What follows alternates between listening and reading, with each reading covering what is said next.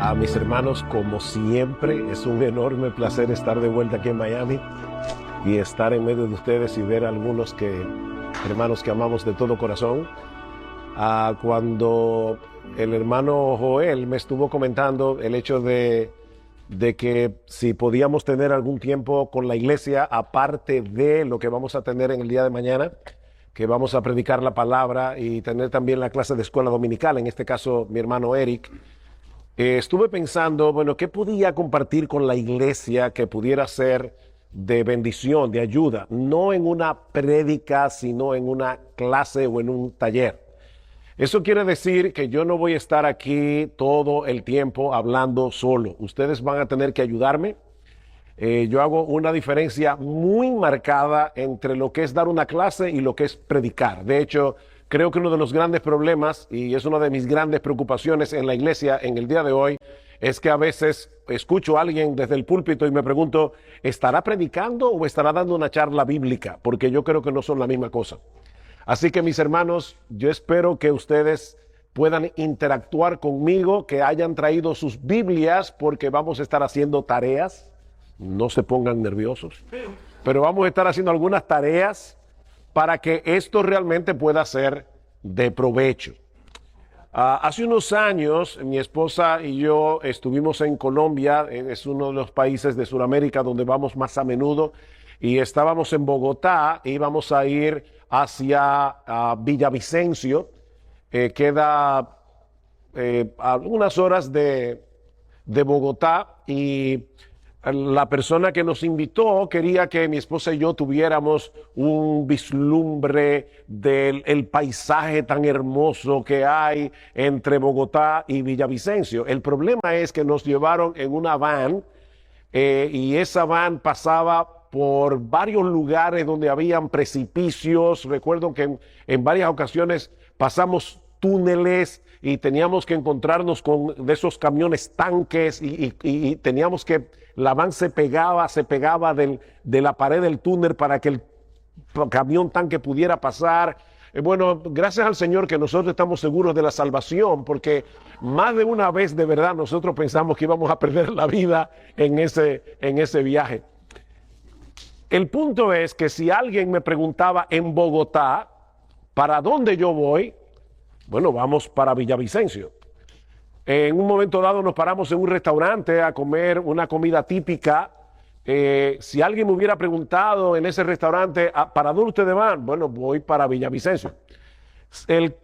La van varias veces tuvo que hacer curvas, tuvo que tomar para aquí, para allá, pero el viaje tenía un final. El viaje era Villavicencio.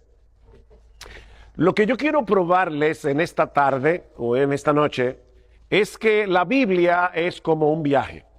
Y no importa si tú tomas el viaje al principio, si tú tomas el viaje en el medio, si tú tomas el viaje casi hasta el final, el destino siempre es el mismo. Y el destino se llama Jesucristo. Eso es tan sencillo como eso. La Biblia es un viaje y el destino de ese viaje es Jesús. Un erudito llamado Christopher Wright dice lo siguiente. Este es un viaje que ya se hizo, fue largo, fue un viaje interrumpido y amenazado por una diversidad de circunstancias y gentes adversas. Fue un viaje que involucró a toda una nación, Israel, y su historia incrustada en la de muchas naciones. Pero sin importar en qué punto del viaje usted se incorpore, la dirección es siempre la misma. Esta es la historia de Dios que guía al pueblo de Dios hacia el Mesías de Dios. Entonces, si alguien te pregunta, ¿de qué se trata la Biblia? Bueno, es la historia de Dios que guía al pueblo de Dios hacia el Mesías de Dios, Jesús de Nazaret. Tal es la dirección constante del movimiento. Jesús es el destino. El Antiguo Testamento narra la historia que Jesús completa. Y para probar esto, yo quisiera, por favor, que ustedes vayan ahora en su Biblia. Vamos a comenzar a hacer ahora el ejercicio. Primera de Pedro, capítulo 1, versículos 10 al 12.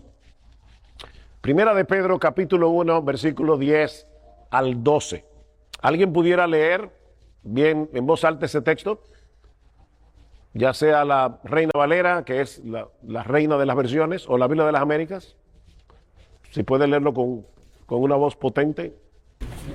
Los profetas que profetizaron de la gracia destinada a vosotros inquirieron y diligentemente indagaron acerca de esta salvación, escudriñando qué persona y qué tiempo indicaba el Espíritu de Cristo que estaba en ellos, el cual anunciaba de antemano los sufrimientos de Cristo y las glorias que vendrían tras ellos. Ok, Pedro está diciendo aquí al menos 5 cosas acerca del Mesías, comenzando por la más simple, que el Mesías habría de venir. Primero, que el Mesías, ¿ustedes ven esta letra o tengo que escribir más grande? El Mesías habría de venir. Ok, ¿qué otra cosa dice el texto acerca del Mesías? Fue profetizada la venida del Mesías. Bien, pero ¿qué fue profetizado? Sí, fue profetizado, eso es lo que está diciendo. Los profetas profetizaron que el Mesías habría de venir. ¿Qué más? En segundo lugar, que el Mesías habría de sufrir. Bien, ¿qué más? Que luego del sufrimiento, el Mesías sería glorificado. Glorificado. Las glorias que vendrían tras ello. En cuarto lugar, déjenme darles esta pista, que tenía que ser en ese orden. O sea, primero el sufrimiento, luego la gloria. Hay algunos creyentes que lo quieren al revés.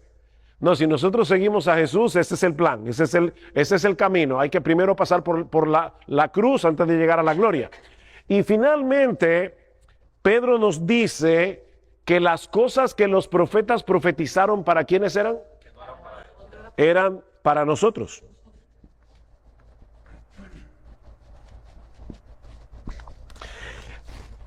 ¿Por qué espíritu era que estos profetas profetizaban? El Espíritu de Cristo que estaba en ellos. Hay cosas que los profetas del Antiguo Testamento no entendían acerca de qué persona, qué tiempo indicaba el Espíritu de Cristo que estaba en ellos, el cual anunciaba de antemano los sufrimientos de Cristo y las glorias que vendrían tras ellos. El Antiguo Testamento, mis amados hermanos, es Cristo predicando a Cristo a través de los profetas. Según Pedro, no lo estoy diciendo yo. O sea, él está diciendo el Espíritu de Cristo que estaba en ellos, que es el Espíritu Santo, pero Pedro le llama el Espíritu de Cristo, anunciaba de antemano los sufrimientos de Cristo y las glorias que vendrían tras ellos. Y a ellos se les dijo que no era para ellos, sino para nosotros que anunciaban todas estas cosas. Así que, hermanos, los profetas del Antiguo Testamento tenían una perspectiva más clara acerca del Mesías de lo que nosotros a veces pensamos que ellos tenían. Evidentemente ellos no lo sabían todo porque no tenían el Nuevo Testamento, no tenían la historia completa, pero nosotros sí tenemos la historia completa. Y dice que ellos escudriñaban para ver qué persona y qué tiempo indicaba el Espíritu de Cristo que estaba en ellos. De manera que cuando nosotros leemos la Escritura, no importa que estemos en Génesis, Levítico, Número, Deuteronomio, no importa qué libro, nosotros tenemos que recordar que el Antiguo Testamento es un viaje y que el destino de ese viaje es Jesús. Yo les voy a enseñar hoy algunas estrategias para que puedan interpretar correctamente la Escritura, para que no forcen el significado del texto y quieran ver a Jesús donde Jesús no está. Es de eso que se trata este taller. Pero ahora déjenme probarles con otros textos de las Escrituras que ciertamente Cristo es el tema primordial de la palabra de Dios. Lucas capítulo 24. Lucas capítulo 24. ¿Ustedes recuerdan esos dos discípulos que iban camino a Emaús? Ellos estaban, ¿verdad?, contentos, felices, alegres. ¿Cómo estaban esos dos discípulos? Estaban tristes. ¿Por qué estaban tristes? Porque ellos creían que Jesús era el que iba a redimir a Israel. ¿Y qué fue lo que hizo Jesús 3 días antes en la cruz? Redimió a su pueblo. Pero como ellos no entendían bien las escrituras, ellos pensaban que eso había sido un fracaso. Y ellos decían, bueno, nosotros creíamos que era Jesús el que iba a redimir a Israel. ¿Y qué les dice Cristo en el versículo 25? Oh, insensatos y tardos de corazón para creer todo lo que yo les había dicho. Eso es lo que dice el texto. Oh, pero pregunta, ¿y Jesús no les había dicho que él iba a sufrir, que él iba a ser entregado, que él iba a morir, que él iba a resucitar? ¿Se lo dijo o no se lo dijo? Se los dijo. Sin embargo, es interesante que Cristo no les dice, oh insensatos y tardos de corazón para creerme todo lo que yo les había dicho. Jesús, el Hijo de Dios, guió a los apóstoles o a estos discípulos de Maús a que miraran la Escritura. Y les dice, no era necesario que el Cristo padeciera estas cosas y que luego entrara en su gloria. Y comenzando desde ¿quién? Desde Moisés y siguiendo por todos los profetas, les declaraba en todas las escrituras lo que de él decían. Cristo está diciendo, toda la Biblia, todo el Antiguo Testamento es acerca de mí. Esa noche Jesús se le aparece a los discípulos. ¿Y qué dice en el versículo 45 de Lucas 24? ¿Qué dice allí? Les abrió el entendimiento para que comprendiesen las escrituras. Cristo les dio la llave que abre el significado de las escrituras. ¿Y qué fue? ¿Cuál fue esa llave? Versículo 46.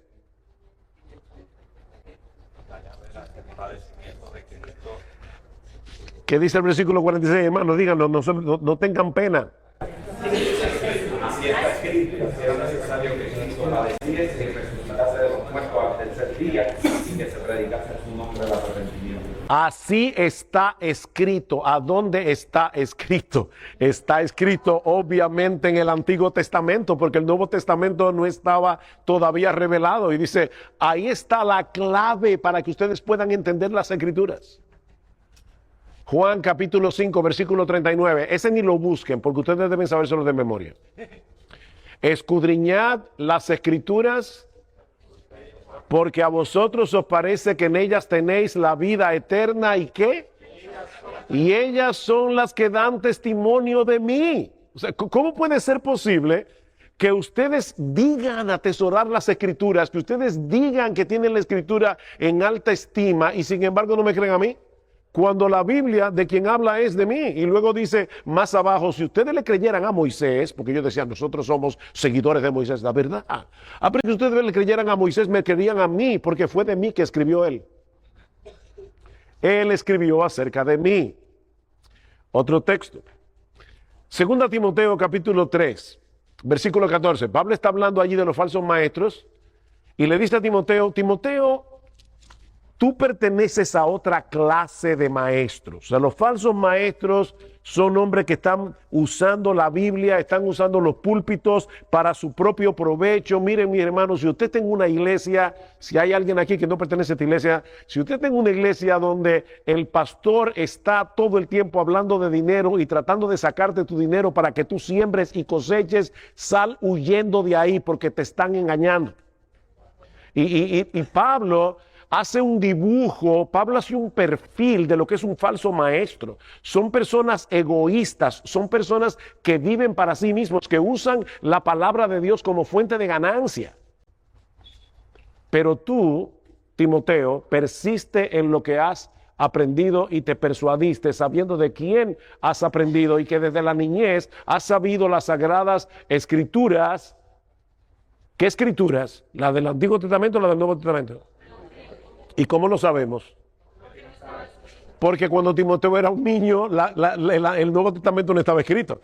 Desde la niñez tú has sabido las Sagradas Escrituras. ¿Y cuál es el propósito de las Sagradas Escrituras? Las cuales te pueden hacer sabios para la salvación por la fe que es en Cristo Jesús, Señor nuestro. Toda la Escritura es para llevarnos a la salvación por la fe en Cristo Jesús. Y ahí que Pablo dice, toda la Escritura es inspirada por Dios y útil para enseñar, para redarguir, para corregir, para instruir en justicia, a fin de que el hombre de Dios sea perfecto, enteramente preparado para toda buena obra. Hermanos, ¿cuál es el tema, el gran tema de las Escrituras? El gran tema de las Escrituras es Cristo. Ahora, ¿cómo yo puedo leer las Escrituras de tal manera que yo pueda ver a Cristo en la palabra de Dios sin torcer el significado del texto bíblico? Hermanos, no metan a Cristo donde Cristo no está. Nosotros tenemos que leer la Biblia con los ojos puestos en Jesús, pero tenemos que interpretarla correctamente para ver a Cristo donde Cristo realmente está. Y eso en lo que va a resultar es salvación para el que no conoce a Cristo y madurez y santificación para aquel que sí lo conoce. Hermanos, nosotros no podemos crecer en santidad, no podemos madurar espiritualmente a menos que derivemos de la Escritura el conocimiento de Cristo. ¿Qué dice Pedro en su segunda carta? ¿Cómo termina? Antes bien, creced en la gracia y en el conocimiento del Señor Jesucristo. Tenemos que crecer en el conocimiento del Señor Jesucristo. Ok, ¿cómo hacemos eso? Bueno, en primer lugar, observa tu pasaje con atención. Hermanos, la Biblia es un libro especial porque es un libro inspirado por Dios. Pero al mismo tiempo es un libro como cualquier otro libro, en el sentido de que tiene una gramática y tú tienes que poner atención a la gramática, tienes que poner atención a lo que el pasaje te está diciendo para tú poder extraer la bendición del pasaje. Yo quiero ahora que ustedes vayan conmigo a 2 Timoteo capítulo 1, versículo 8. Me van a excusar mis hermanos, pero yo he estado estos días luchando con mi garganta.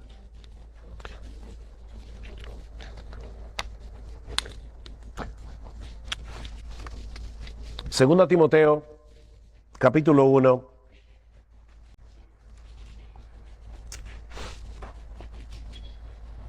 versículo 3.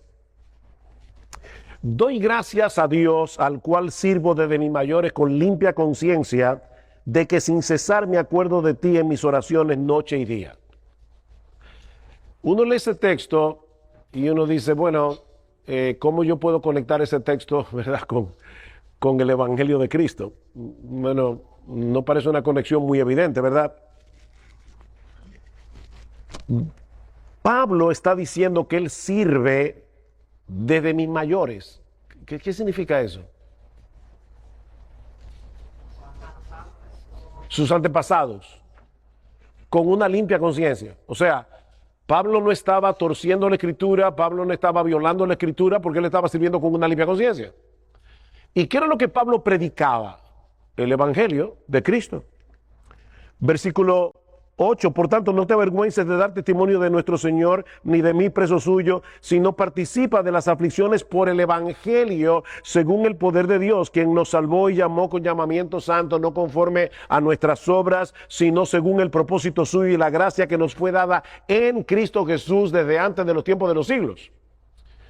Pablo dice, yo sirvo conforme a lo que yo recibí de mis mayores, de mis antepasados. ¿Y qué recibió Pablo de sus antepasados? O todas las escrituras, toda la herencia de las escrituras del Antiguo Testamento. ¿De qué tratan esas escrituras? Del mismo evangelio que Pablo predicaba. Pero yo puedo leer eso, no ver todo lo que Pablo está diciendo en ese capítulo y no darme cuenta cómo Pablo está hablando aquí acerca del evangelio. En una forma indirecta, pero está diciendo, yo estoy sirviendo al Señor con las escrituras que yo aprendí en el Antiguo Testamento y con una limpia conciencia. Y lo que yo aprendí fue el Evangelio. Lo que yo aprendí fue la salvación que es en Cristo Jesús. Lo mismo que va a decir más adelante a su hijo en la fe, Timoteo. Entonces, a veces, hermanos, lo único que falta es prestar atención cuidadosa a lo que el texto dice en su contexto. Primera Timoteo, segunda Timoteo, ¿qué son? En género literario, son cartas. Ok, ¿ustedes recuerdan en la época prehistórica cuando no existía el internet? Y las cartas se hacían a mano. Ok, cuando tú recibías una carta de 5 páginas, ¿cómo tú la leías? Tú leías un párrafo hoy, ¿verdad? Dejabas la carta ahí, mañana tomabas otro párrafo, te olvidabas del párrafo que leíste ayer y traspasado mañana leías otro párrafo. ¿Cómo tú leías las cartas? entera, porque la carta tenía un flujo de pensamiento. Nosotros hoy usamos la Biblia como la galletica china que traen un papelito de la suerte. Entonces, yo saco un texto y quiero tratar de ver la bendición que yo tengo en este papelito de la galletica china. Pero es que la Biblia no se lee así. Esta carta es una carta. Qué profundo, ¿verdad? Y tengo que leerla entera y tengo que tratar de entender todo lo que dice cada parte de la carta en relación a toda la carta. Porque así es que se leen las cartas. Así que no lo olvides. Las cartas del Nuevo Testamento son cartas.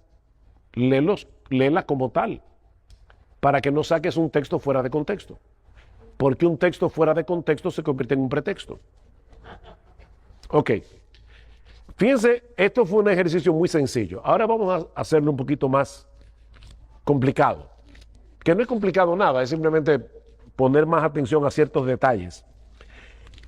La Biblia es una historia de redención, ¿verdad? Que comienza en Génesis y termina en Apocalipsis.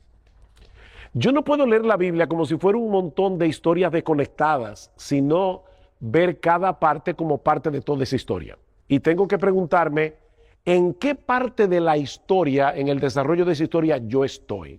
Y ahora yo quiero hacerles una pregunta. Vayan a Romanos, capítulo 4.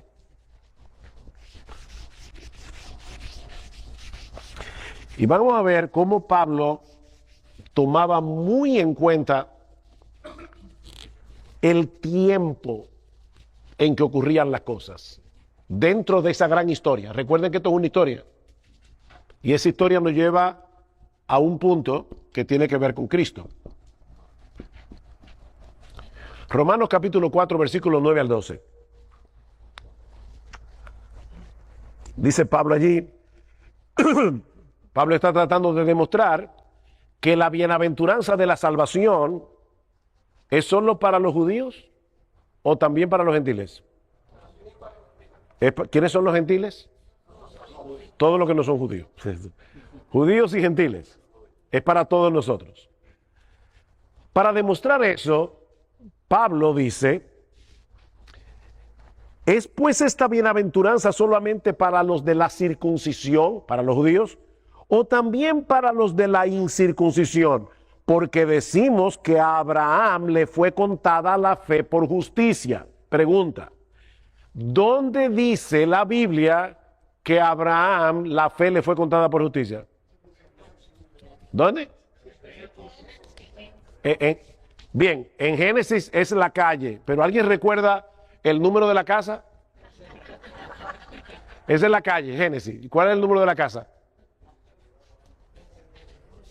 La fe le fue contada por... Hermanos, no sean tímidos. ¿Dónde dice eso en la Biblia? Lo dice no en Génesis. Vamos atrás. Eso lo dice en Génesis capítulo 15, versículo 6, cuando Dios hizo un pacto con Abraham.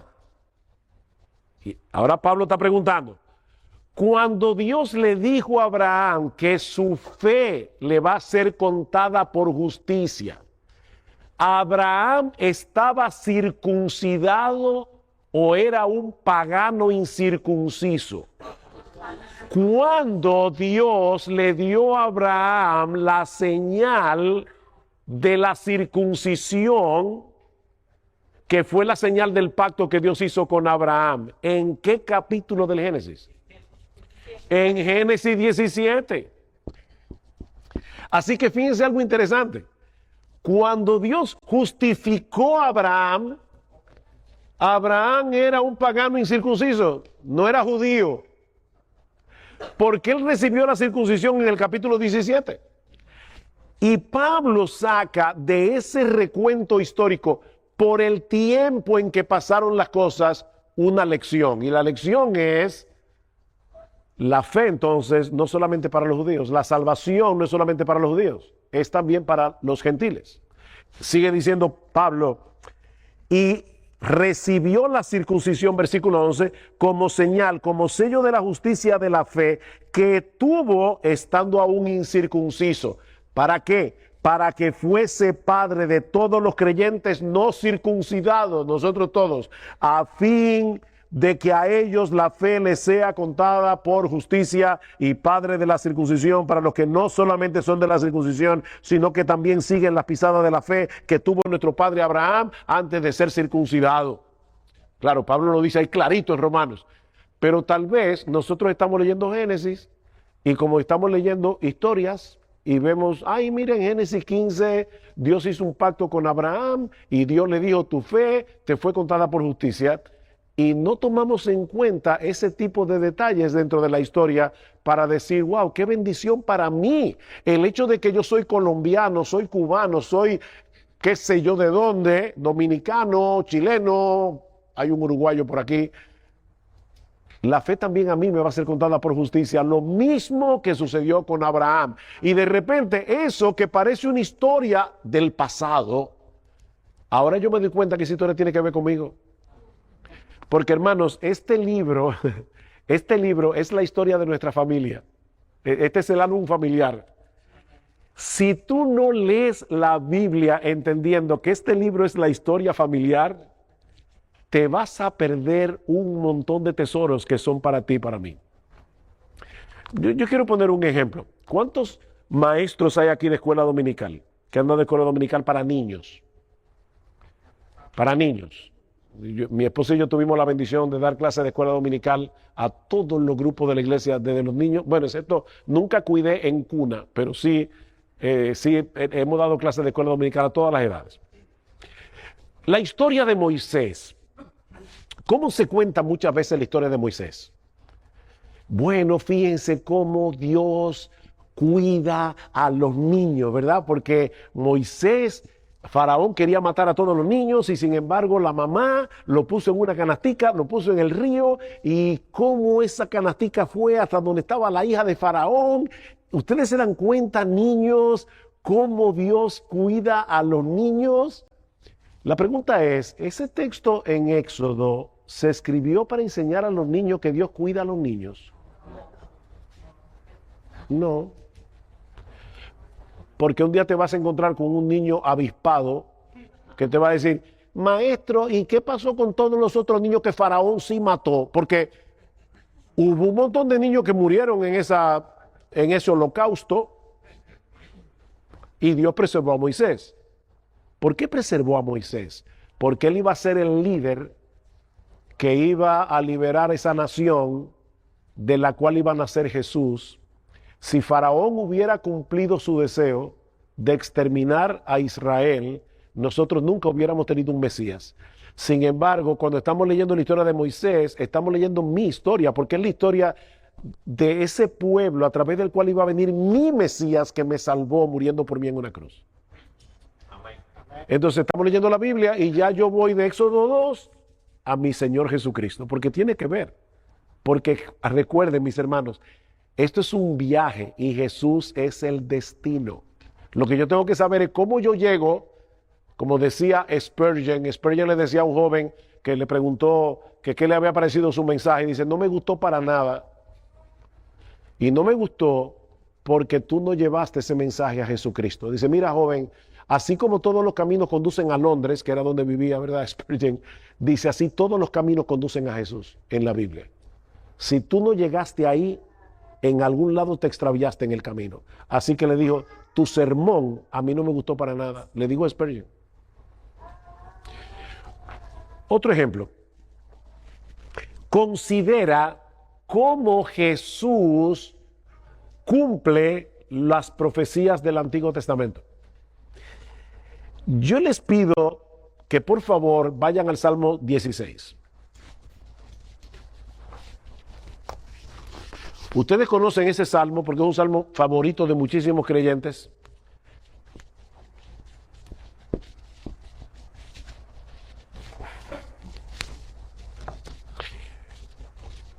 Les doy 3 minutos para que lean el salmo rapidito. Salmo 16.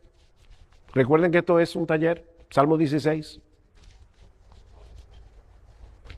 Es difícil hacer un taller como este en una iglesia así con tanta gente, pero vamos a hacerlo. Vamos a hacer un esfuerzo. Yo hice este ejercicio con mi grupo pequeño en Santo Domingo. Somos 7 parejas y era muchísimo más fácil. Pero vamos a hacerlo así. 3 minutos. Lean el Salmo 16. Guárdame, oh Dios, porque en ti he confiado. Oh alma mía, dijiste a Jehová, tú eres mi Señor, no hay para mí bien fuera de ti. Para los santos que están en la tierra y para los íntegros es toda mi complacencia. Se multiplicarán los dolores de los que sirven diligentes a otros dioses. No ofreceré yo libaciones de sangre, ni en mis labios tomaré tus nombres. Jehová es la porción de mi herencia y de mi copa. Tú garantizas mi suerte. Las cuentas me cayeron en lugares deleitosos y es hermosa la heredad que me ha tocado. Bendeciré a Jehová que me aconseja. Aún en las noches me enseña mi conciencia. A Jehová he puesto siempre delante de mí, porque está a mi diestra, no seré zarandeado. Se alegró por tanto mi corazón y se gozó mi alma. Mi carne también reposará confiadamente. Porque no dejarás mi alma en el Seol, ni permitirás que tu santo vea corrupción. Me mostrarás la senda de la vida. En tu presencia hay plenitud de gozo, delicias a tu diestra para siempre. Vamos a suponer que te tocó en tu devocional leer el Salmo 16. Dime rápidamente qué bendiciones tú sacas de ese salmo. Aunque sea una. Salvación. Salvación. ¿A dónde tú lo ves en el salmo? El alma no queda hablando de Cristo, pero como nosotros morimos en Cristo, entonces habla también de nosotros, de la resurrección nuestra. Bueno, dice el hermano que eso habla de nuestra resurrección, porque dice, no dejarás a tu santo en el Hades, ni tu santo verá corrupción. ¿Qué otra bendición podemos sacar del salmo? Que Dios guarda a su pueblo. Que Dios guarda a su pueblo. Que no hay bien fuera de, no hay bien fuera de Dios. No hay bien fuera de Dios. Ese salmo nos libra de la idolatría, porque está diciendo, óyeme, no hay bien fuera del Señor. De verdad, por más que tú aprecies algo en este mundo, no hay bien fuera de Dios. ¿Qué más? Mi herencia. El Señor es la porción de mi herencia y de mi copa. Eso es como cuando los levitas estaban repartiendo la tierra. Él está diciendo, wow, cuando estaban repartiendo la tierra, a mí me tocó Jehová. Y es hermosa la heredad que me ha tocado. ¿Qué más? La suerte no es mía, es de Dios. ¿Cómo fue? La suerte no es casualidad, que depende de Él. Tú sustentas mi suerte, mi vida está en las manos del Señor. Fíjense todas las bendiciones que podemos sacar de ese salmo. Ahora, ¿cuál es el tema del Salmo 16? Oh, sorpresa. Ese salmo, Pedro lo cita en Hechos capítulo 2 en Pentecostés. Y escuchen cómo Pedro interpreta el Salmo 16, porque esa es una interpretación inspirada por el Espíritu Santo. Así que aquí no hay equivocación. Varones hermanos, Hechos 2:29, se os puede decir libremente del patriarca David que murió y fue sepultado, y su sepulcro está con nosotros hasta el día de hoy. Pero siendo profeta y sabiendo que con juramento Dios le había jurado que de su descendencia en cuanto a la carne levantaría al Cristo para que se sentase en su trono, viéndolo antes, habló de la resurrección de Cristo, que su alma no fue dejada en el Hades ni su carne vio corrupción. Pedro dice, el Salmo 16 sí es una bendición para nosotros porque estamos en Cristo, pero de quien habla este salmo es de Cristo. Y oigan lo interesante de esto.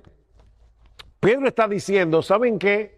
Los israelitas debieron haber interpretado correctamente ese salmo.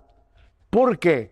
Porque ese salmo lo escribió David, y David está diciendo, no dejarás mi alma en el Hades, ni permitirás que tu santo vea corrupción. Pregunta, ¿David murió y se lo comieron los gusanos? Sí. Porque David es Cristo es el descendiente de David, en quien se cumple el pacto que Dios hizo con David de que siempre se sentaría en su trono alguien como él. Entonces, cuando David está hablando aquí, está hablando en nombre del Señor, en nombre de Cristo. Recuerden, primera de Pedro, el Espíritu de Cristo que estaba en ellos anunciaba de antemano los sufrimientos de Cristo y la gloria que vendían tras ellos. Si el Mesías iba a morir, si el Mesías iba a resucitar, es porque iba a morir. Los sufrimientos de Cristo y la gloria que vendían tras ellos. David murió y su cuerpo se corrompió. Entonces, ¿dejó Dios de cumplir su promesa? No, la cumplió en Cristo. Y Pedro está diciendo, esa gran promesa de las Escrituras se cumple en el Señor Jesucristo. Y el hermano dijo ahorita, nosotros vamos a resucitar porque estamos unidos a Cristo. Y eso es verdad. Pero este salmo habla primariamente de Jesús. Sin embargo, nosotros muchas veces pasamos por ese salmo y todavía teniendo en Hechos 2 la interpretación correcta del salmo, como quiera no vemos a Cristo allí. Ustedes ven cómo nosotros tenemos que estar leyendo el Nuevo Testamento y aprendiendo cómo leer el Antiguo. ¿Alguno de ustedes vio la película? Es una película. Estoy con sonido todavía, porque. ¿Qué quiere decir eso, Tellito? Eso es a lo cubano, yo no entiendo eso. ¿Cómo que se está procesando? Julito. Pastor, ¿algún pasaje del Antiguo Testamento que no sea explicado en el Nuevo Testamento de esa manera, nosotros podemos asumir que está hablando también de Jesús? Cuidado, yo tengo que tener muy claro Julito está preguntando si yo tengo un pasaje del Antiguo Testamento que no explica tan claramente en el Nuevo que está hablando de Jesús. Yo tengo que tener cuidado con eso para no malinterpretar, pero yo voy a seguir hablando de cosas que podemos ver para que interpretemos correctamente esos pasajes que no tengo en el Nuevo Testamento una interpretación apropiada del Antiguo. Pero mis hermanos, yo quiero que ustedes vean y noten cuántas profecías del Antiguo Testamento ya el Nuevo nos las revela y nos dice que tiene que ver con Cristo. Pero nosotros lo pasamos por alto. Yo les iba a preguntar, yo sé que tuve una película que se dio hace algunos años atrás, pero ¿cuántos de ustedes vieron la película Sexto Sentido? ¿No se acuerdan de esa película? ¿Solamente 4 gente la vio? ¿O tienen temor? ¿Cuántos vieron la película Sexto?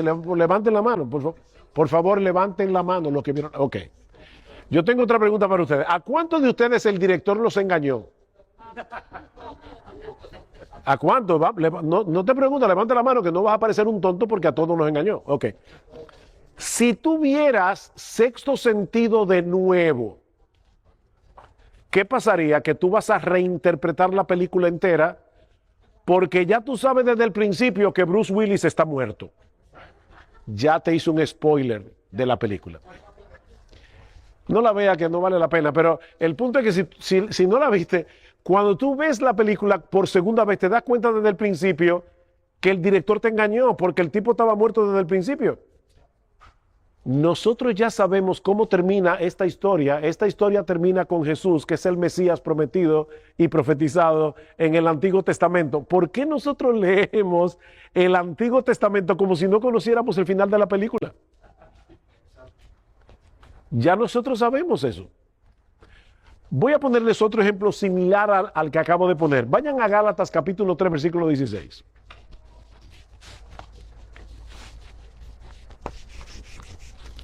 Este sí quiero, por favor, que alguien lo pueda leer en voz alta. Ahora bien, a Abraham fueron hechas las promesas y a su simiente. No dice y a las simientes, como si hablase de muchos, sino como de uno, y a tu simiente, la cual es Cristo. Ok, este texto es impresionante. Hay promesas que Dios le dio a Abraham y a su descendencia en plural. Pero en Génesis 17, la promesa fue dada a Abraham, dice Pablo, y lo dice así el texto en Génesis, y a su descendiente. Por lo tanto, Pablo está diciendo, la promesa fue hecha a este hombre y a no dice a sus simientes, como si hablase de muchos, sino y a su simiente, la cual es Cristo. Bien, ¿y qué dice al final de Gálatas 3, a partir del versículo 27? Porque todos los que habéis sido bautizados en Cristo, habéis revestido en Cristo. Ya no hay judío ni griego, no hay esclavo ni libre, no hay varón ni mujer, porque todos vosotros sois uno en Cristo. Y si vosotros sois de Cristo, entonces sois descendencia de Abraham y herederos de la promesa. Resulta que la promesa que Dios le hizo a Abraham, y hoy día hay un montón de creyentes que tienen una fijación con la nación de Israel sin tomar en cuenta que Cristo es el Israel de Dios. Él es el descendiente de Abraham en quien se cumplen todas las promesas. Y como tú y yo, no importa si tú eres dominicano, chileno, uruguayo, colombiano, cubano, estamos en Cristo, ¿qué somos ahora? ¿Qué dice Gálatas? No lo digo yo. ¿Qué dice Gálatas al final? Descendientes de Abraham y herederos de la promesa. Así que cuando tú lees el Antiguo Testamento y encuentras un montón de promesas que tienen que ver con Israel, no olvides que nosotros somos el verdadero Israel de Dios, porque nosotros estamos en el verdadero israelita. Nosotros estamos en el descendiente de Abraham, que es el recipiente de todas esas promesas. Y eso me permite beneficiarme del Antiguo Testamento, porque vuelvo y repito, cuando yo leo el Antiguo Testamento estoy leyendo mi historia familiar. Estoy leyendo mi historia familiar. ¿Alguna pregunta de lo que hemos visto hasta aquí? Cuando se refiere a Israel, se refiere al pueblo, nosotros, no a Israel. Hay promesas que definitivamente se referían a la nación de Israel, pero recuerden que Israel rechazó al Mesías, el Mesías fue crucificado y ahora esa crucifixión, como vamos a ver en el mensaje de mañana, trajo salvación al mundo entero, incluyendo a los descendientes físicos de Abraham, que son los judíos. Pero ¿qué dice Pablo en Romanos capítulo 9, versículo 6? No todo el que desciende de Israel es israelita, porque nosotros somos hijos de la promesa. Y eso incluye a los gentiles. De hecho, mañana vamos a predicar del libro de Oseas.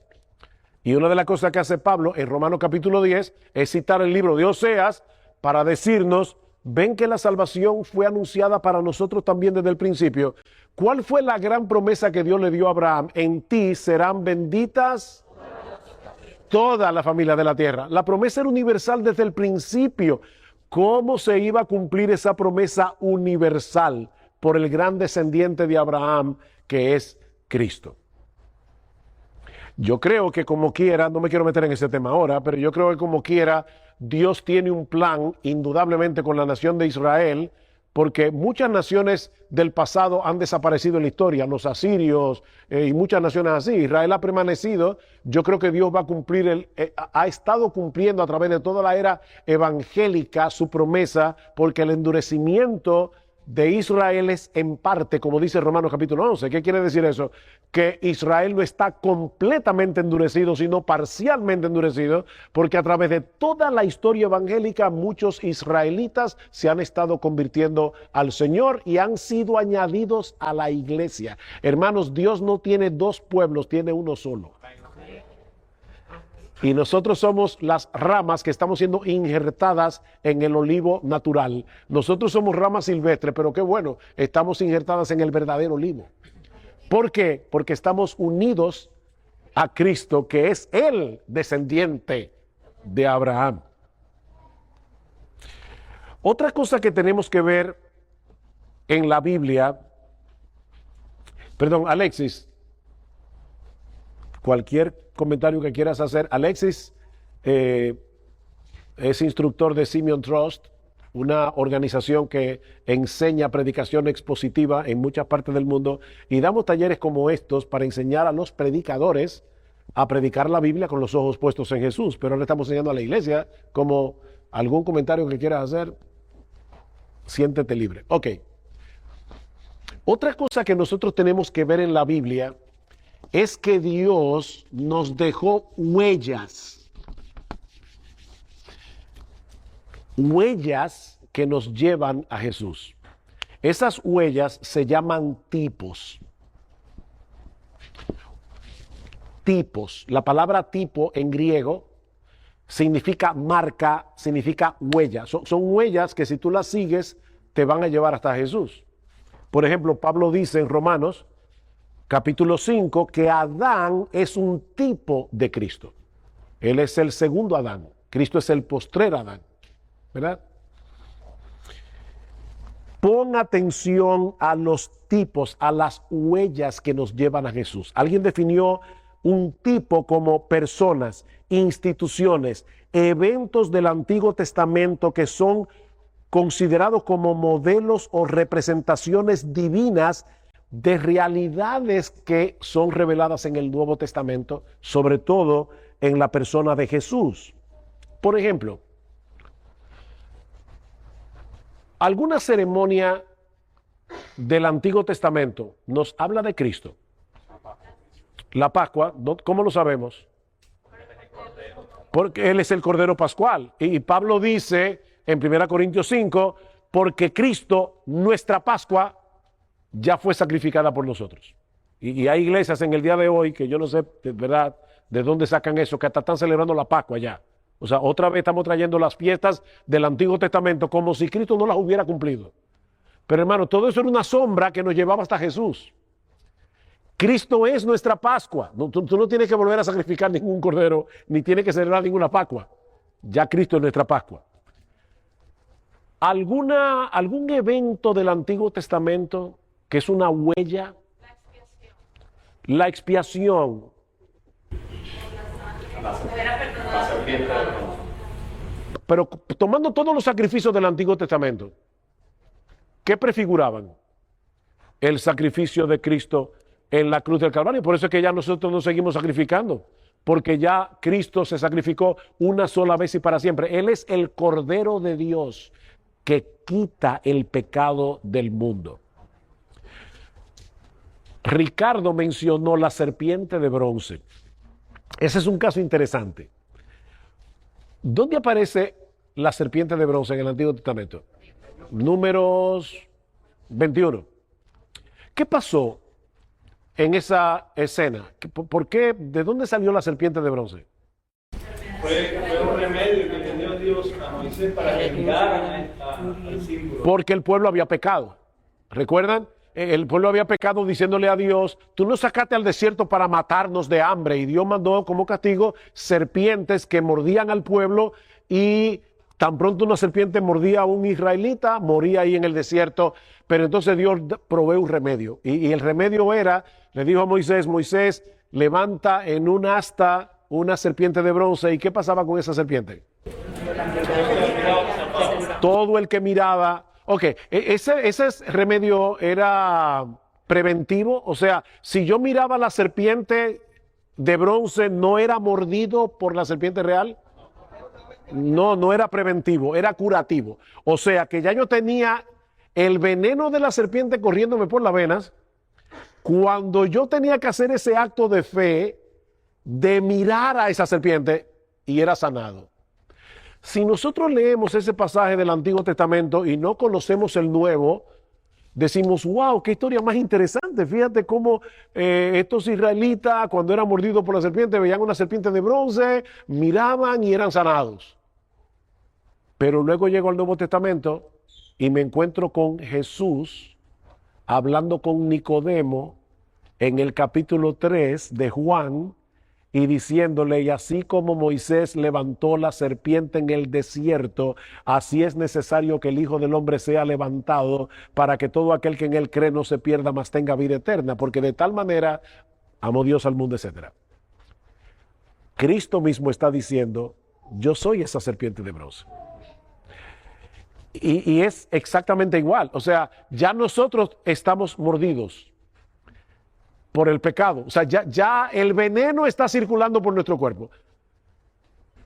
No es preventivo, es curativo. Ya estamos enfermos de muerte y tenemos que mirar a Jesús. Pero a ustedes no les parece algo extraño en esa figura que Dios usó para señalar a Jesús? Una serpiente. ¿Y por qué Dios no le dijo a Moisés, Moisés, hazte un cordero de bronce? Era como más apropiado, ¿verdad? Porque Cristo es el Cordero de Dios. ¿Por qué escoger una serpiente? ¿Por qué? Estás al lado de la respuesta, pero Él se hizo ¿qué por nosotros? Maldición. Hermanos, la serpiente fue maldita en el huerto del Edén. tenía que ser una serpiente porque Cristo fue hecho maldición por nosotros. Y es impresionante pensar que nuestro Salvador, nuestro Señor, puro, santo, sin mancha, fuera hecho maldición para que nosotros podamos ser bendecidos. Era la única manera que dice Gálatas capítulo 3, versículo 10. Que Cristo fue hecho maldición por nosotros. Gálatas 3, 10. Entonces fíjense cómo esta serpiente del Antiguo Testamento es un tipo, es una huella que me habla de Jesús. Maldito el que es colgado en un madero. Maldito todo el que es colgado en un madero. Que de hecho es el texto que Pablo cita en Gálatas, capítulo 3. Cristo fue hecho maldición por nosotros, como está escrito, maldito todo aquel que es colgado en un madero. ¿Podía Cristo morir decapitado de un balazo? ¿Con una espada? No, tenía que ser en un madero. ¿Para qué? Para que fuera maldito y nosotros pudiéramos ser benditos. Qué grandioso saber de la salvación. Pero hermanos, qué grandioso es este libro. Ustedes se dan cuenta cómo está todo esto interconectado para llevarnos a Cristo, de una manera o de otra. Este libro es maravilloso, por eso yo cuando discuto con estos intelectuales que me dicen, demuéstrame que la Biblia es la palabra de Dios, yo siempre pienso por dentro, demuéstrame tú que no lo es. Porque de verdad que este libro es increíble, digo es creíble, pero es extraordinario, es fantástico. Ok, yo le decía a ustedes hace un rato que nosotros debemos leer la historia del Antiguo Testamento recordando que es un viaje que me lleva hacia Jesús. En ese sentido, Cristo no solamente es un tipo, sino también una respuesta. Y yo le voy a explicar ahora a qué yo me refiero. Cristo es una respuesta a un problema planteado en el Antiguo Testamento. Tú estás leyendo tu Biblia otra vez, tu devocional, y llegas a Jueces 19. Para mí, Jueces 19 es uno de los capítulos más horrorosos de toda la Biblia.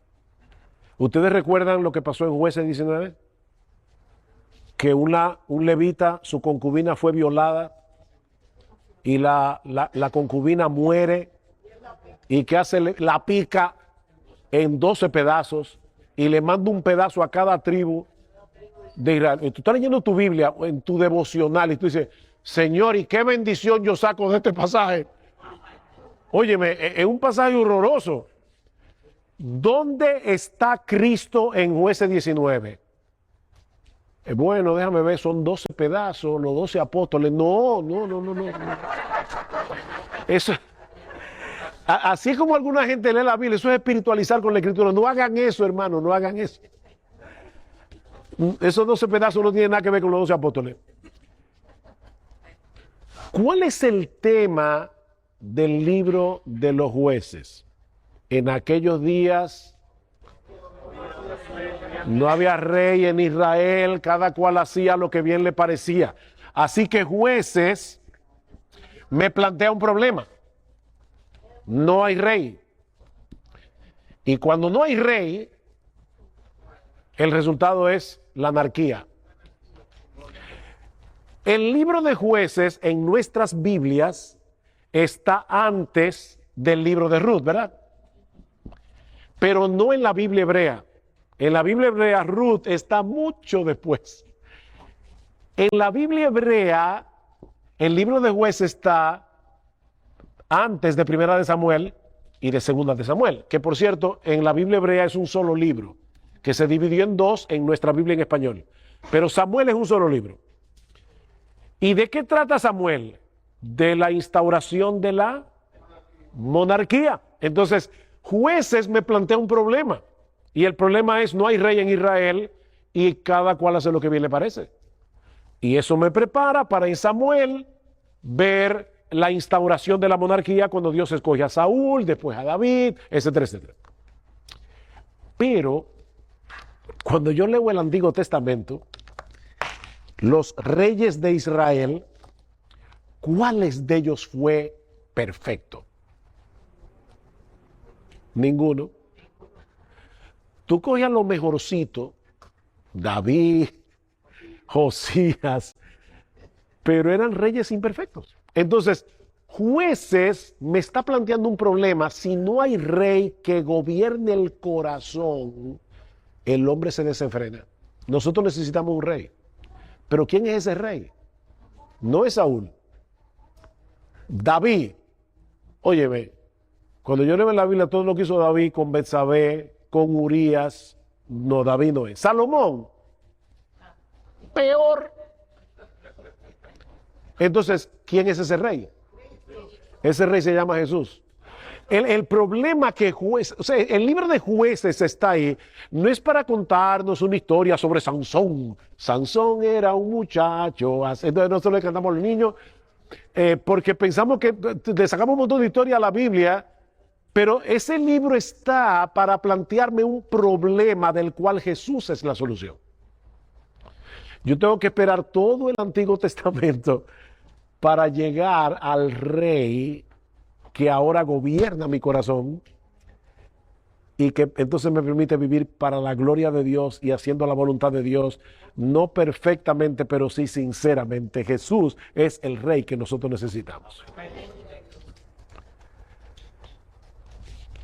Ustedes se dan cuenta, hermanos, cómo tantas cosas que se pueden sacar de la Biblia cuando nosotros tenemos presente a Cristo. Es como, el otro día estaba leyendo el libro de Isaías y me tocó uno de esos capítulos donde se habla de la ira de Dios sobre el pecado. Hoy día la gente no quiere oír hablar de la ira de Dios. No, mi Dios es amor. Oye, déjame decirte algo. Mira, si Dios no tuviera ira y no tuviera justicia, no entenderíamos su amor. Porque la ira de Dios, la justicia de Dios es el telón de fondo que hace brillar en todo su esplendor el amor de Dios. De paso, sin ira no hay amor. O sea, cuando una persona te dice, yo no puedo entender cómo es eso de que Dios tiene ira, respóndele, es que si no tuviera ira tampoco pudiera amar. Imagínate que tú estás hablando con alguien que dice, yo amo a los niños. Óyeme, ¿y a ti no te molesta que los niños sean abusados, maltratados? No, porque yo soy todo amor, a mí no me molesta, entonces tú no amas a los niños. Si a ti no te indigna que un niño sea maltratado, tú no amas a los niños. Sin ira no hay amor. Entonces yo estoy leyendo este capítulo de Isaías, donde todo es ira, perdón, no era Isaías, era Sofonías. Ira, todo el libro. Pero cuando yo pienso, wow, la ira de Dios es terrible. O sea, la Biblia dice, horrenda cosa es caer en las manos del Dios vivo. Pero ¿saben de qué me habla eso a mí? De la cruz del Calvario, porque mi Señor Jesucristo es el hoyo negro del universo que absorbe toda la ira de Dios para que Dios no me trate a mí con ira. Él sufrió todo el castigo que yo merecía por mis pecados. De manera que cuando yo estoy leyendo en la Biblia sobre esos juicios de Dios, claro que yo pienso, wow, qué terrible el impío, lo que le espera al impío. Yo no puedo obviar eso, porque eso es una realidad. Pero ahora yo como creyente, como alguien que ya fui salvo por gracia, solo por Cristo, solo por medio de la fe, yo digo, wow, mi Señor Jesucristo sufrió esa ira, se la bebió entera la copa de la ira de Dios en la cruz del Calvario. Y de repente un libro que habla muchísimo de la ira de Dios se convierte en una tremenda bendición para mí, porque yo estoy leyendo la Biblia con los ojos puestos en Jesús. Hasta aquí alguna pregunta, ya estoy casi terminando.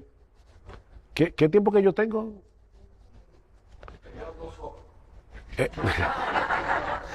Empezaron cantando, leyendo la Biblia, así que me quitaron un tiempito. Dígame cuándo yo acabo, de verdad, porque yo acabo cuando ustedes me digan. Para que no me digan como un pastor de aquí de Miami. La primera vez que yo vine, una de las veces que yo vine a Miami, hace muchos años, le dije, pastor, dígame hasta qué hora tengo para predicar. Y él me dijo, no, tú predicas todo el tiempo que tú quieras. Ahora nosotros nos vamos a las 9. Me dijo. Como no quiero que me hagan eso, dígame qué tiempo tengo. A la y media, termino. ¿A la y media? A la y 40. No se me van a la y 40. Ok.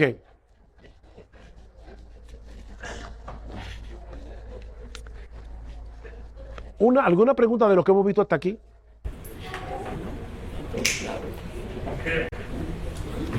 Quería preguntar, nunca he entendido por qué el Melquisedec, ¿no? El rey de Salem, que es un tipo de Cristo, La respuesta más fácil, dice el hermano, ¿por qué Melquisedec es un tipo de Cristo? La respuesta más fácil es porque Hebreos 7 lo dice, ¿verdad?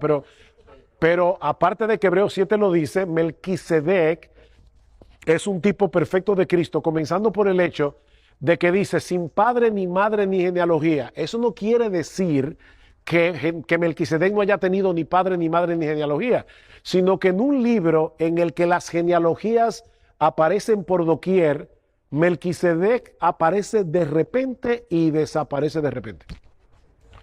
Entonces, ahí es que yo tengo que pensar, ven acá, o sea, ¿qué me está diciendo la Biblia? Bueno, que Melquisedec está señalando a alguien que es eterno. Es eterno porque nunca tuvo principio, nunca tendrá fin. Él tuvo principio y fin. No piensen que Melquisedec es Cristo. Es un tipo de Cristo. Porque Melquisedec era sacerdote. Y dice en Hebreos 5 que para ser sacerdote hay que ser hombre. Y Cristo no se hizo hombre 2 veces. Él se hizo hombre en el vientre de María. Así que Melquisedec no era Cristo, pero era un tipo de Cristo. Y fíjate cómo dice el autor de Hebreos, Abraham le dio los diezmos a Melquisedec. ¿Qué indica eso? Indica que Melquisedec era mayor que Abraham, como Cristo es mayor que Abraham.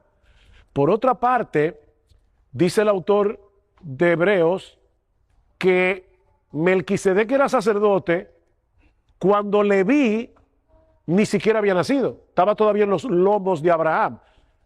Así que Cristo pertenece a un sacerdocio que no es el arónico, sino es el sacerdocio de Melquisedec, que como no tuvo principio ni fin, es un sacerdocio que no termina nunca. Y por eso es que hoy no deberían haber sacerdotes. La Iglesia Católica cometió un error garrafal al tener sacerdotes como si nosotros hoy no tuviéramos nuestro sumo sacerdote, que es Jesús. ¿Por qué se sustituían los sacerdotes del Antiguo Testamento? Porque eran hombres y morían y tenía que venir el Hijo y el Hijo y el Hijo. Pero como Cristo tiene un sacerdocio como el de Melquisedec, su sacerdocio permanece para siempre. Porque Melquisedec no aparece muriendo en la Biblia. ¿Murió Melquisedec? Claro que sí. Pero nosotros no tenemos registrado su muerte en la Escritura. Y por eso Él es un tipo de Cristo. Pero esa es una pregunta interesante, ver esos tipos de Jesús en el Antiguo Testamento.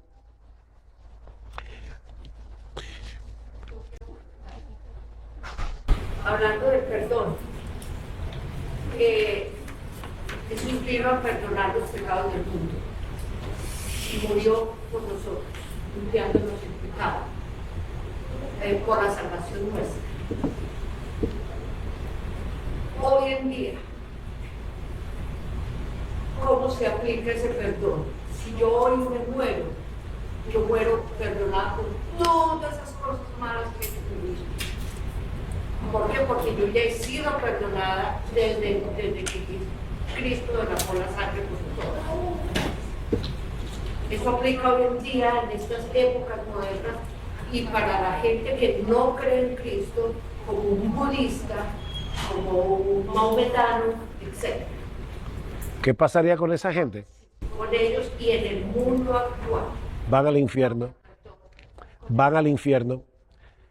Nadie se va a salvar sin haberse arrepentido de sus pecados y creer en Jesús. Nadie. No importa que sea budista, que vive en una selva del África. De hecho, hermana, si alguien se pudiera salvar por su ignorancia, o sea, vamos a suponer que alguien dice, oye, pero es que esa gente nunca oyó de Cristo, es que ellos no se van a perder por haber rechazado al Evangelio, ellos se van a perder por haber rechazado al Padre. Eso es lo que dice Romanos 1. La ira de Dios se manifiesta desde el cielo contra toda impiedad e injusticia de los hombres que detienen con injusticia la verdad. Porque lo que de Dios se conoce les es manifiesto, Dios se lo manifestó, su eterno poder y deidad se hacen claramente visibles por medio de las cosas hechas, de modo que no tienen excusa. El hombre conoce a Dios, pero habiendo conocido a Dios, no le glorificaron como a Dios ni le dieron gracias. Fíjate que ahí no aparece Cristo por ninguna parte. O sea, no es por rechazar a Cristo que el hombre se pierde. Es porque la creación le habla de la existencia de Dios y el hombre ha decidido sustituir a Dios por ídolos. Cristo nos salva ya estando condenados por haber rechazado a Dios el Padre. Ahora, hay personas que dicen, bueno, pero esa gente que nunca ha oído el Evangelio, ¿cómo se van a perder? Mis hermanos, si la gente se salvara por ignorancia del Evangelio, lo peor que nosotros podemos hacer es enviar misioneros al mundo. Porque si enviamos misioneros que prediquen el Evangelio, nos estamos arriesgando a que escuchen el Evangelio y lo rechacen. Si ellos se van a salvar en su ignorancia, mejor dejémoslos así. Pero hay una urgencia, hermanos, hay una urgencia. Y óyeme bien, no hay que ir al África. Aquí en Estados Unidos hay un montón de personas que van camino al infierno porque no conocen a Jesús. Y nosotros tenemos que predicar el Evangelio porque no hay otra forma de salvación. No hay otro medio. Hay un solo Dios y hay un solo mediador entre Dios y los hombres y se llama Jesucristo. Fuera de Él no hay salvación para nadie. Así que hay urgencia, hermanos, de predicar el Evangelio. Hay urgencia de predicar el Evangelio. Por esa razón. Yo me acuerdo al doctor Sproul, R.C. Sproul, que una vez le preguntaron, óyeme, ¿qué pasa con esos inocentes de África que mueren sin Cristo? Y Sproul respondió muy sabiamente, no hay ningún problema porque Dios no va a condenar a los inocentes. Si hay inocentes en África, no hay problema. La pregunta es, ¿hay inocentes en África? Y la respuesta es no. No hay inocentes en ninguna parte. Todos somos pecadores. Inocente muere, inocente muere, inocentemente peca, inocentemente se condena. Bueno, dice la Biblia, los que sin ley han pecado, sin ley también perecerán. No se salvarán, perecerán. Hermano. No, es otro tema, no es acerca de eso. Es acerca de la persona de José, la historia de José. José no se cita en el Nuevo Testamento como un tipo de Cristo. Sin embargo, vemos muchas cosas en la vida de José que señalan a Cristo. Varón de dolores, experimentado en quebranto, traicionado, vendido, sufrido y puesto en gloria. Se pudiera... Yo creo que sí, que José es un tipo de Cristo, aunque el Nuevo Testamento no lo señale directamente. Pero hay un patrón en la vida de José que es muy similar al patrón de la vida de Jesús, indudablemente. ¿Por qué Moisés llevó los huesos de José? ¿Por qué Moisés? Los huesos de José. Se llevaban los huesos de José, los huesos. El Nuevo Testamento. Oh, eso era una señal de fe. Porque una señal de la fe de José. Porque José está diciendo, estamos ahora en Egipto, pero ya Dios le había dicho a Abraham, ustedes van a ser llevados a una nación, van a estar cautivos por 430 años y después van a volver a esta tierra. Y José, estando en Egipto, en prosperidad, él dijo, no, yo sé que se va a cumplir la promesa de Dios, porque Dios cumple sus pactos y por lo tanto yo sé que vamos a regresar a Canaán. Cuando ustedes regresen, lleven mis huesos allá. Es como la carta que Pablo le escribe a Filemón. Pablo está preso en Roma y dice, prepárame alojamiento, porque yo sé que por tus oraciones yo seré concedido. O sea, ora para que Dios me libere y de paso prepárame la cama. O sea, es un hombre de fe. Eso le pasó a José. José dijo, yo sé que Dios va a cumplir su promesa, yo sé que mis huesos van a ser llevados a Egipto. Perdón, a Canaán, no a Egipto. El personaje que habla las escrituras, que es el ángel de Jehová, el cual aparece, tiene oración, incluso aquella visión que tiene Isaías, creo, que ve esa visión en el templo y ve a este personaje, esta figura, el cual gloria. Qué buena pregunta. El ángel de Jehová en el Antiguo Testamento es una cristofanía. ¿Qué quiere decir eso? Una aparición de Cristo antes de su encarnación. Porque más de una vez el ángel de Jehová es identificado como Dios en el Antiguo Testamento. Y es adorado, como hizo Manoah, el papá de Sansón.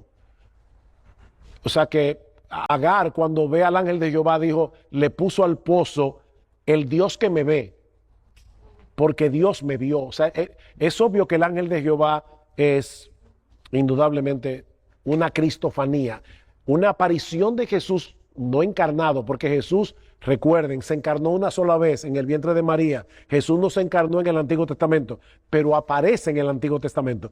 Y el hermano citó aquí un texto interesante, y con esto ya sí voy a terminar, porque me faltan unos minuticos, no quiero cansarnos, y es Isaías capítulo 6. Vamos a terminar con este texto, que es un buen texto para concluir, porque es un texto glorioso. En el año que murió el rey Usías, vi yo al Señor sentado sobre un trono alto y sublime. Pregunta, ¿a quién vio Isaías? ¿A quién vio Isaías? ¿Quién es el Señor? ¿Es el Padre? ¿Es el Hijo? ¿Es el Espíritu Santo? ¿A quién vio Isaías? Bueno, es interesante en el texto que Isaías escucha una conversación entre las personas de la Trinidad, porque dice en el versículo 8, después oí la voz del Señor en singular que decía, ¿a quién enviaré? Recuerdan que yo les decía que la Biblia se lee como cualquier otro libro, tomando en cuenta los verbos, las conexiones. Ok, enviaré. ¿Eso es plural o singular? Singular. ¿A quién enviaré y quién irá por nosotros? Por fin, ¿quién está hablando aquí? ¿Es una persona o más de una persona? ¿A quién enviaré y quién irá por nosotros? Isaías le dice, heme aquí, Señor, envíame a mí. Y entonces ahí comienza una profecía, dile a este pueblo, oíd bien y no entendáis, ved por ciertos, mas no comprendáis, etcétera, etcétera. Es obvio que Dios el Padre tiene que estar en Isaías 6. Claro que sí, eso lo reconoce todo el mundo. Pero cuando vamos a Juan capítulo 12,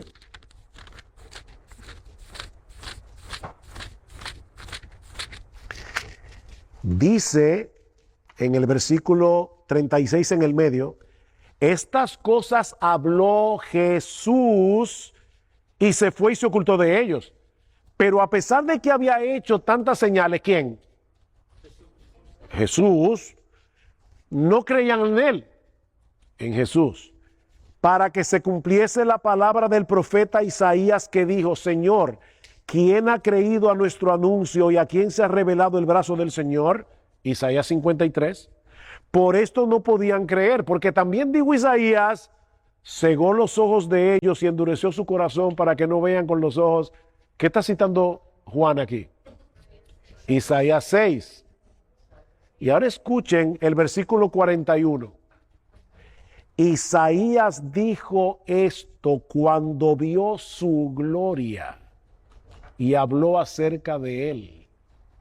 ¿Acerca de quién? ¿Qué gloria fue la gloria que vio Isaías? La gloria de Cristo. Pero espérense que falta más. Vamos a Hechos 28. Ya dijimos que obviamente en Isaías 6 tiene que estar el Padre. Ahora Juan 12 nos dice que Isaías vio la gloria de Cristo.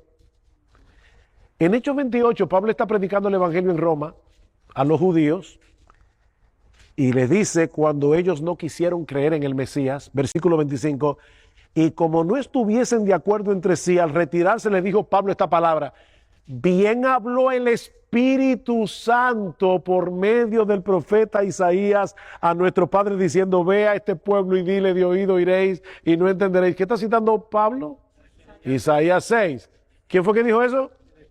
El Espíritu Santo. Entonces, ¿a quién fue que vio Isaías? Al Dios Trino, al Padre, al Hijo y al Espíritu Santo. Y ahora nosotros lo sabemos claramente por el Nuevo Testamento. Porque el Nuevo Testamento completa la película.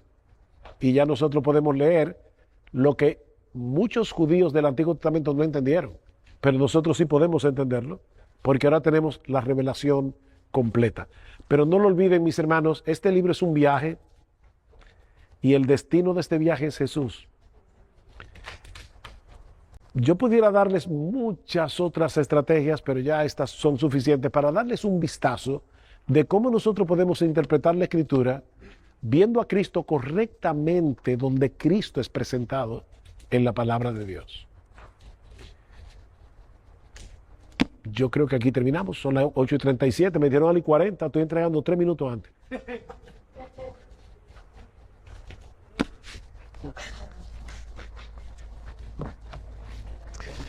Oh, me faltó una sola cosita, perdón, que no puedo dejar de decir. En el Antiguo Testamento hay muchas leyes, me faltan 2 minutos, rápido, leyes. Cuando yo veo las demandas éticas del Antiguo Testamento, del Nuevo Testamento, no importa dónde sea, pero las demandas éticas, sobre todo pero pensemos en la ley de Dios. Muchas veces nosotros vemos en la ley, solo vemos ley. Pero nosotros debemos ver en la ley más que ley. Primero, ¿qué revela la ley? El carácter perfecto, santo, justo, bueno, amoroso de nuestro Señor Jesucristo. De Dios, pero Cristo es la imagen de Dios y lo vemos en la encarnación de Jesús. Él es el amor de Dios encarnado. Nosotros vemos en la ley el carácter de Dios. Pero no solamente eso. ¿Puedo yo cumplir las demandas de la ley? No. Por eso yo necesito un Salvador. Entonces, cuando yo leo la ley, yo leo la necesidad que yo tengo de ser salvo, porque la ley lo que hace es condenarme. Cuando yo veo la ley es un estándar demasiado alto, yo no llego ahí. Yo le estaba predicando el otro día a un taxista y le decía, él tenía un rosario colgando del espejo, y le dije, mi amigo, ¿qué representa ese rosario para ti? Y ahí comenzó a hablarme de su religión y todo lo demás, y yo le decía, ok, también debe hacer una pregunta, si tú te mueres hoy, no, yo voy al cielo, ajá, wow, ¿y cómo tú lo sabes? No, porque mire, yo no mato, yo no robo. Mira, el mandamiento más importante de la ley es, amarás al Señor tu Dios con todo tu corazón, con toda tu alma, con toda tu mente y con toda tu fuerza. Tú cumples eso. Y el otro, el más chiquito, es amarás al prójimo como a ti mismo. Eso no lo hace nadie ni por un segundo. ¿Tú sabes lo que eso significa, mi amigo? Le dije yo al taxista, que tú y yo vivimos violando la ley cada microsegundo de nuestra existencia. Estamos condenados. ¿Qué hizo Cristo? Cristo cumplió la ley perfectamente en mi lugar para que creyendo en Él yo pudiera ser salvo. Entonces ahora, cuando yo leo la ley, yo no solamente leo ley, yo veo el carácter hermoso, perfecto de mi Salvador. Yo leo la necesidad que Cristo vino a suplir muriendo por mí en la cruz del Calvario. Pero no solamente eso, es que también Cristo me dio su Espíritu Santo. ¿Para qué? O para que ahora yo pueda obedecer a Dios y pueda cumplir las demandas de la ley, no perfectamente, pero sí sinceramente, por causa del Señor Jesucristo. Así que no importa qué demanda ética yo lea en la Biblia, toda demanda ética debe llevarme a Jesús, porque me habla de mi necesidad de Jesús y me habla no solamente de mi necesidad de ser salvo, sino de la necesidad que yo tengo de la gracia y del Espíritu de Jesús para yo poder cumplir las demandas éticas de las Escrituras. Entonces, al final de cuentas, aún la ley, mis hermanos, me lleva a Jesús. No quería dejar de decir eso por lo que les decía hace un momento. Hay personas que cuando ven la ley, de hecho aborrecen la ley, cuando la Biblia dice en Romanos capítulo 7 que la ley es santa, justa y buena. No aborrezcas la ley, aborrece tu pecado que no te deja cumplir la ley. Porque la ley es santa, justa y buena. Nosotros somos los que no somos buenos. O como decía un escritor, la ley es un buen capitán, pero la carne es un mal soldado. Ese es el problema. El problema no está en la ley, el problema está en ti y en mí. Por eso es que Pablo dice que nosotros somos esclavos en la ley al pecado, ¿no? Somos esclavos del pecado, no de la ley. Pero la ley, como somos esclavos del pecado, solo nos condena. La ley ni salva ni santifica. Es Cristo el que salva y es Cristo el que santifica por su gracia. Pero cuando me santifica, ¿para qué lo hace? Para que yo pueda cumplir la ley. Ya, era el último punto. Ahora sí. Sí, ya. Porque si sigo aquí... Ahora el pastor está haciendo como que el hermano soy yo, claro, que quiere que se baje, pero no, yo no quiero que se baje, porque no pudiera seguir exponiendo estas enseñanzas. Hermanos, mañana seguimos la fiesta, no porque el pastor sugiere entre nosotros, mañana es el día del Señor. Y vamos a venir a adorar en espíritu y en verdad, pero además tenemos la bendición de tener al pastor Eric Michelet y su jefe Michelet con nosotros. Si usted no tiene iglesia, está bienvenido, será recibido. Si quiere venir, también será recibido, no vamos a votar a nadie, pero no queremos tener problemas con ningún pastor, ¿verdad? Así que mañana seguimos a las 10 de la mañana nuestro estudio bíblico, que lo tendrá el pastor Eric Michelet en el punto de adoración que estará predicando el pastor Sujero. ¿Tiene algo? ¿No? Vamos a ponernos en pie. Y el pastor Ricardo Piñeiro, pastor de esta iglesia, nos va a despedir por ahí.